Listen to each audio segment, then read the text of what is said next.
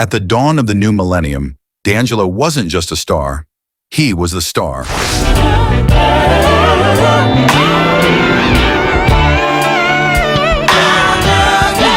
The man who redefined soul music for a new generation, the voice, the sound, the one crowned the new Prince of R&B. And then, just like that, he was gone. For nearly 15 years, he disappeared from the spotlight. Rumors spread, scandals, addiction, arrests. But the truth wasn't as simple as the headlines. His story wasn't about a single fall from grace. It was about the crushing weight of fame, the torment of being turned into something he never wanted to be, and the long, painful road back to himself. This is the untold story of D'Angelo, the rise, the fall, and the resurrection of a soul genius. Michael Eugene Archer was born on February 11th, 1974, in Richmond, Virginia. He grew up the son of a Pentecostal minister, and from the very beginning, music was in his blood. His earliest memories were filled with choirs, gospel organs, and the kind of call and response that trained his ears before he even understood theory. In church, young Michael soaked up gospel harmonies, pounding rhythms, and the spirit of performance. By the age of 3, he was already on the piano. By adolescence, he had developed into a musical prodigy, quiet, shy, but with a gift so undeniable that everyone around him knew he was destined for something greater.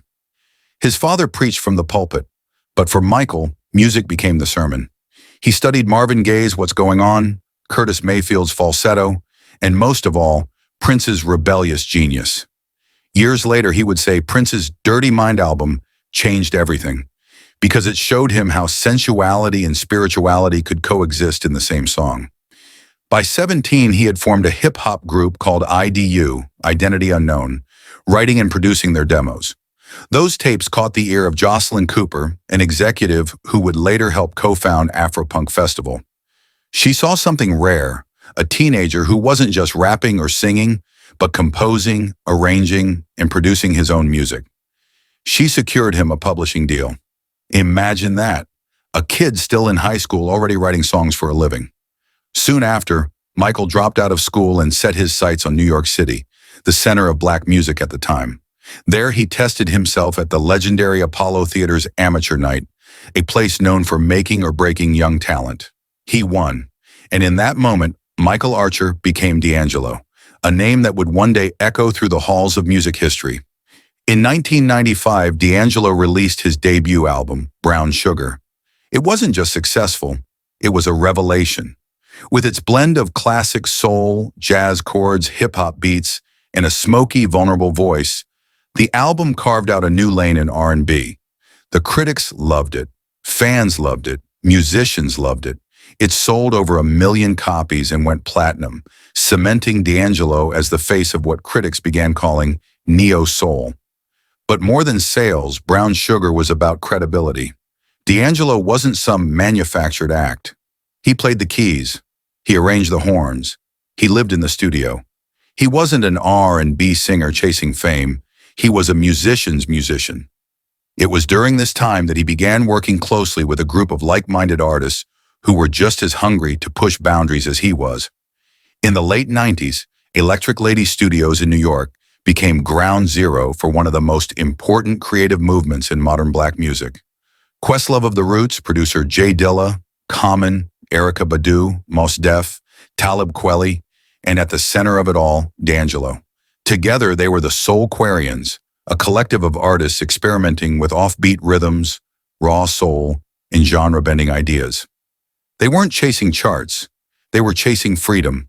They recorded on vintage equipment, often jamming for hours until something magical appeared. They dug deep into the funk of the 70s and the rawness of hip-hop.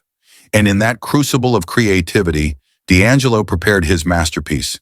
Questlove once described the Soulquarians sessions as controlled chaos. For D'Angelo, it was a laboratory where he could stretch beyond the boundaries of R&B and touch something timeless. In January 2000, D'Angelo dropped Voodoo. It wasn't just an album, it was a statement. The record debuted at #1 on the Billboard charts, selling over 320,000 copies in its first week. Critics hailed it as a triumph, funky, spiritual, sensual, layered.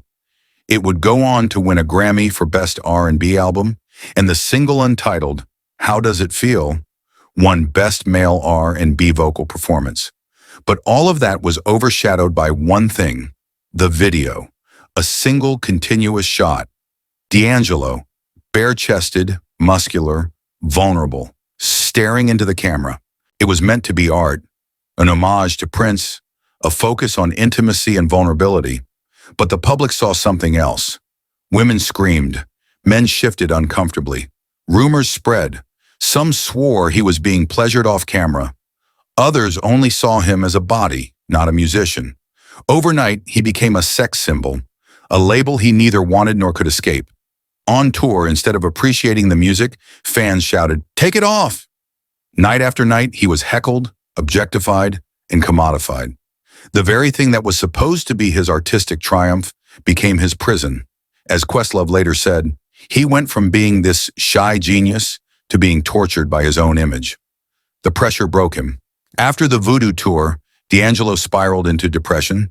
Tragedy struck as several family members passed away, and slowly alcohol and cocaine became his coping mechanism.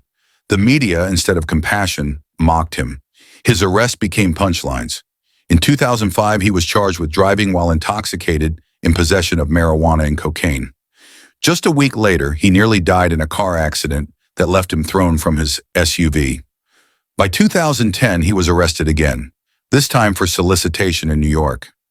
For many, it looked like the end, the once great genius reduced to tabloid fodder.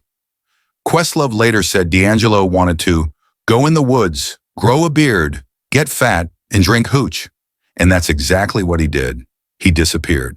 For almost 15 years, D'Angelo lived as a recluse. No music, no interviews, just silence. Fans whispered, was he alive? Was he working on music? Or was the genius gone forever? And then, out of nowhere, in December 2014, he returned. Black Messiah dropped without warning.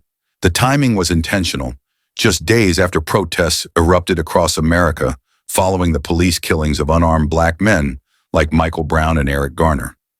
This wasn't the sexy D'Angelo of Untitled. This was a battle-hardened artist with something urgent to say. On Saturday Night Live, his band wore shirts with "I Can't Breathe" and "Black Lives Matter." The song The Charade declared, "All we wanted was a chance to talk."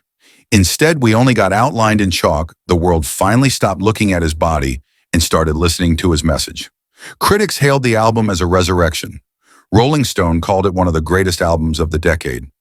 More than music, Black Messiah was a manifesto, a statement that soul could still be revolutionary. In 2019, the documentary Devil's Pie pulled back the curtain. But it wasn't a scandal-filled tell-all.